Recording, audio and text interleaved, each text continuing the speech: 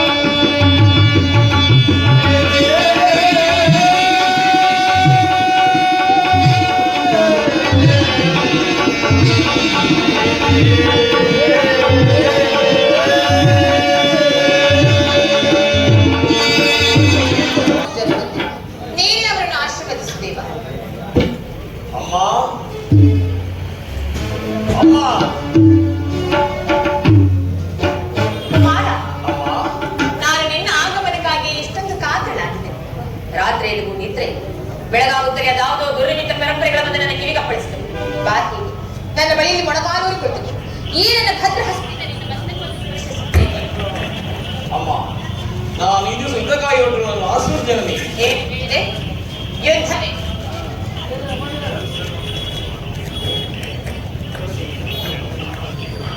ತಿಳಿದಿರು. ಆದರೆ ಅದು ಕೇವಲ ನಿನ್ನ ಧಾರ್ಮಿಕ ಪ್ರದರ್ಶನದ ಪರಮಾವಧಿ ಎಂದು ಆ ಪಾಠಗಳನ್ನು ಹೆದರಿಸಲು ಹುಡುಗ ಆಟವೆಂದು ಭಾವಿಸಿದೆ. ಆದರೆ ನೀನು ಈ ರೀತಿ ಮನುಷ್ಯತ್ವಕ್ಕೆ ತಿಲಾಂಜಲಿ ನೀಡು ಪುನಃ ಯುದ್ಧವನ್ನು ಪ್ರಾರಂಭಿಸುವುದು ಖಂಡಿತವಾಗಿ ನಾನು ತಿಳಿದಿರಲಿಲ್ಲ ಕುಮಾರ. ಅಮ್ಮ, ಯುದ್ಧವು ಸತ್ಯ ಧರ್ಮ. ಯುದ್ಧವು ಮನುಷ್ಯನ ನಾಶ, ನೀತಿಯ ಪ್ರಳಯ, ಧರ್ಮದ ಮಹಾವಿಪ್ಲವ. ಕುಮಾರ, ನಿನ್ನ ತಾಯಿಯ ಮಾತನ್ನು ಕೇಳಿ ನಿನ್ನ ಬಾಗಿಲ ಬಳಿ ಕೈಕಟ್ಟಿಕೊಂಡು ನಿಂತಿರುವ ಆ ಶಾಂತಿ ದೇವಿಯನ್ನು ನಿರಾಕರಿಸಿ ನಾಶ ಹೊಂದಬೇಡ. ನನ್ನ ಮಾತಿನ ಕೀಳು ಕಂದ. ಅಮ್ಮ ಅಮ್ಮ 100 ಜನ ವೀರಪುತ್ರ ವೀರ ಮಾತನೇನು ಒಂದರ ಸಲುವಾಗಿ ಇಷ್ಟೊಂದು ಕಾಲವಾಗಿದ್ದೇನೆ. ಯುದ್ಧ ಪುರುಷತ್ವ ಧರ್ಮ, ನಾನು ಆ ಧರ್ಮವನ್ನು ಆಶ್ರಯಿಸ್ತೇನೆ. ಕುಮಾರ, ನನ್ನ ಮಾತನ್ನು ಕೇಳು ಕಂದ. ಈ ಯುದ್ಧದ ಸಮಾಚಾರವನ್ನು ಬಿಟ್ಟು ಆ ಪಾಂಡವರಿಗೆ ಅರ್ಧ ರಾಜ್ಯವನ್ನು ಕೊಟ್ಟವರೊಂದಿಗೆ ಸಂಧಿಗೆ ಸಮ್ಮತಿಸಬಾರದೆ? ಅಮ್ಮ, ಈ ಅಮೃತ ವಾಕ್ಯವನ್ನು ಕೇಳಿ ಕೇಳಿ ಬೆಂದಿರುತ್ತೇನೆ. ಪಾಂಡವರು ಆ ಪಾಂಡವರು ಮಾಡಿದೆಲ್ಲವೂ ಧರ್ಮ ಸಮ್ಮತವೇ. ಆದರೆ ಅಂತಹ ಧರ್ಮಕ್ಕೆ ಸದಾ ಧಿಕ್ಕಾರಗಳಲ್ಲಿ ಅಮ್ಮ ಕಣ್ಣೆಲ್ಲೇ ಪ್ರತಿ ಅಪಮಾನವನ್ನು ನೋಡಿದು ಕುಳಿತುಕೊಳ್ಳುವುದು ಶಕ್ತಿ ಧರ್ಮವನ್ನು ತಾಯಿ ಮಾನವನ ಒಂದು ಅಲ್ಲವೇ ಅಲ್ಲ. ತಾಯಿ ನನ್ನ ಪ್ರತಿಭಾನವತಿಗಾಗಿ ಅದರ ನನ್ನ ಮನೆ ಹೋಗಿ ಇಂಥ ಅಪಮಾನವಾಗಿದ್ದ ನಾನು ಏನು ಮಾಡ್ತಾ ಕಂಡೆ ತಾಯಿ? ಏನು ಮಾಡ್ತಿದ್ದೆ ಕುಮಾರ? ಪ್ರತಿಯೊಂದು ಕಿತ್ತೈದು ಇಡೀ ಲೆಕ್ಕಿಸದೆ ಅಪಮಾನಕ್ಕೆ ಬಂದು ಹೋಗಿ ಮಾಡ್ತಿದ್ದೆ. ಆದ್ರೆ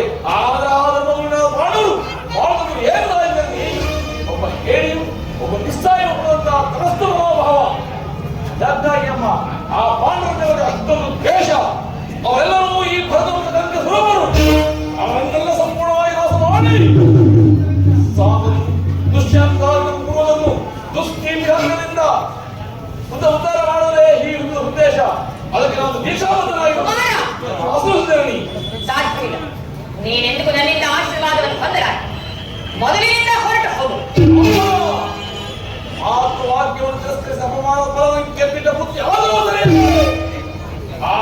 ಹೇಳಿದ ಪಾಂಡವರು ನೀನು ಆಹ್ವಾನಿಸುವ ಯುದ್ಧವನ್ನಲ್ಲ, ನಿನ್ನ ಮೃತ್ಯುವನ್ನು. ಹೌದು ಕುಮಾರ, ಹಸ್ತಿನಾವತಿ ರತ್ನ ಸಿಂಹಾಸನವು ರಕ್ತದ ಬಡವಿನಲ್ಲಿ ಮುಳುಗಿ ಹೋಗುವುದು. ಹಸ್ತಿನಾವತಿಯಲ್ಲಿ ಹರಿಯುತ್ತಿರುವ ನದಿಗಳೆಲ್ಲವೂ ರಕ್ತದ ಕೋಡಿಯಾಗಿ ಹರಿಯುವುದು. ಹಸ್ತಿನಾವತಿಯಲ್ಲಿರುವ ಎಲ್ಲ ಮುತ್ತೈದೆಯರು ತಮ್ಮ ತಮ್ಮ ಮಾಂಗಲ್ಯಗಳನ್ನು ತಮ್ಮ ಕರದಲ್ಲಿ ಹಿಡಿದು ನಿಲ್ಲುವರು. ನೀನು ಮಾನವನೋ ಇಲ್ಲ ದಾನವನೋ?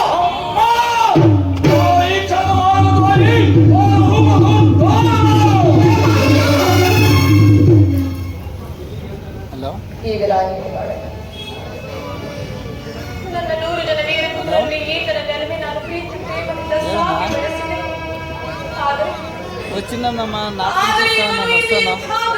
ಹೆಸರಲ್ಲಿ ಹೊರಟಿರುವುದಲ್ಲ. ಈಗ ನಾನೇನು ಮಾಡಲಿ?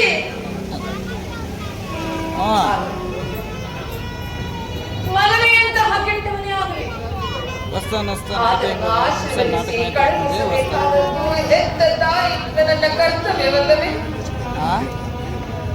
ಕುಮಾರ, ಬಾ ಹೀಗೆ ನನ್ನ ಬಳಿಗೆ ಮೊಣಕಾಲೂರಿ ಕುಳಿತುಕೋ. ಈ ನಿನ್ನ ತಾಯಿಯ ಹಸ್ತವು ವಜ್ರಾಯುಧಕ್ಕಿಂತಲೂ ಕಠಿಣವಾಗಿರುತ್ತದೆ. ಇದರಿಂದ ಒಂದೇ ಒಂದು ಹುಲ್ಲು ಕಡ್ಡಿಯನ್ನು ಸೋಕಿದರೂ ಸಹ ಅದು ವಜ್ರಕ್ಕಿಂತಲೂ ಕಠಿಣವಾಗುತ್ತದೆ. ಇದರಿಂದ ನಿನ್ನ ಮಸ್ತಕವನ್ನು ಸ್ಪರ್ಶಿಸಿ ನಿನ್ನನ್ನು ಆಶೀರ್ವದಿಸಿ ಕಳುಹಿಸಬೇಕು ಕುಮಾರ. ಆದರೆ ಒಂದು ಮಾತನ್ನು ನೆನಪಿಡಬೇಕು ಕಂದ. ಯಾರಲ್ಲಿ ಧರ್ಮವಿರುತ್ತದೆಯೋ ಅವರಿಗೆ ಖಂಡಿತವಾಗಿಯೂ ಜಯ ಸಿಕ್ಕೇ ಸಿಗುತ್ತದೆ. ಯತೋ ಧರ್ಮಸ್ತತೋ ಜಯಃ. ಯತೋ ಧರ್ಮಸ್ತತೋ ಜಯಃ. ಯತೋ ಧರ್ಮಸ್ತತೋ ಜಯಃ.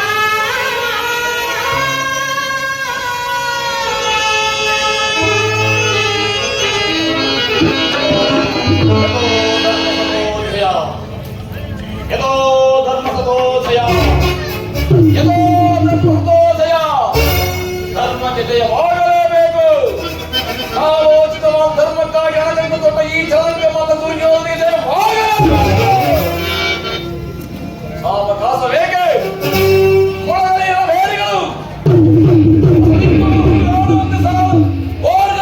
ಚಂಡಿಗಳು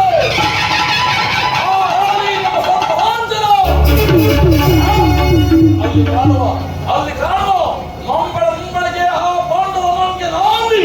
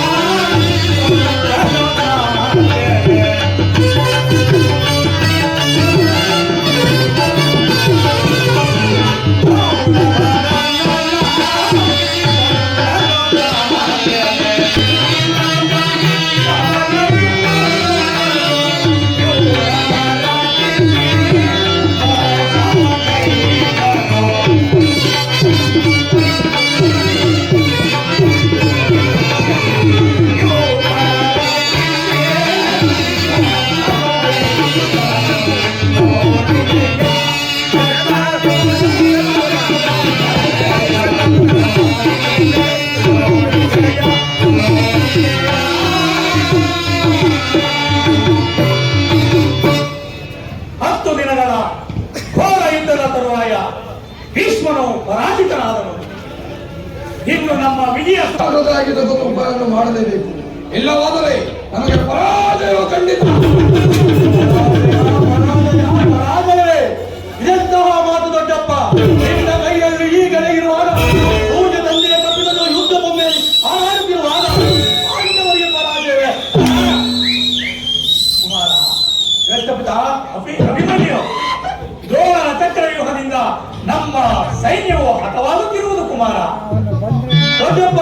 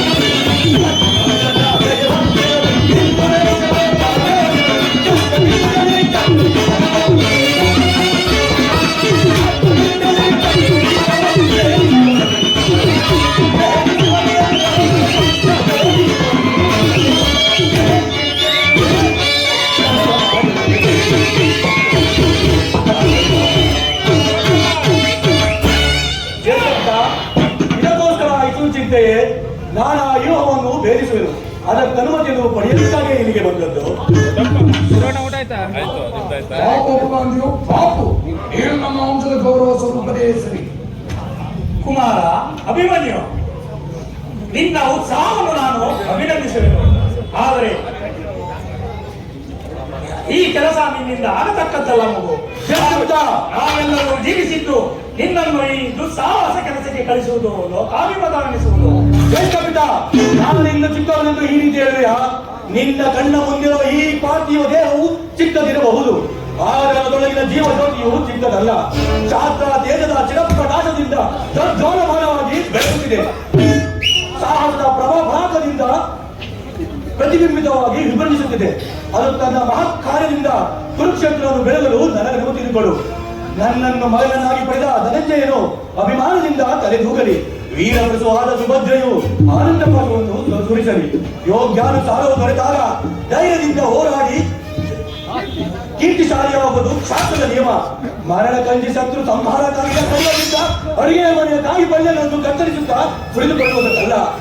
ನಾನು ತಾಯಿಯ ಗರ್ಭದಲ್ಲಿರುವಾಗಲೇ ಆ ವ್ಯೂಹವನ್ನು ಭೇದಿಸುವ ಉಪಾಯವನ್ನು ಕಲಿತರು. ಈಗ ಅದರ ಉಪಯೋಗಕ್ಕೆ ಅವಕಾಶವು ದೊರೆತಿದೆ. ಅದನ್ನು ವ್ಯರ್ಥ ಮಾಡಬೇಡ ತಂದೆಯೇ, ವ್ಯರ್ಥ ಮಾಡಬೇಡ. ನನಗನುಮತಿಯನ್ನು ಕೊಡು. ಆಗ ತಿಳಿಯುವುದು ಪಾತ್ರ ಮಗನ ಪಾತ್ರ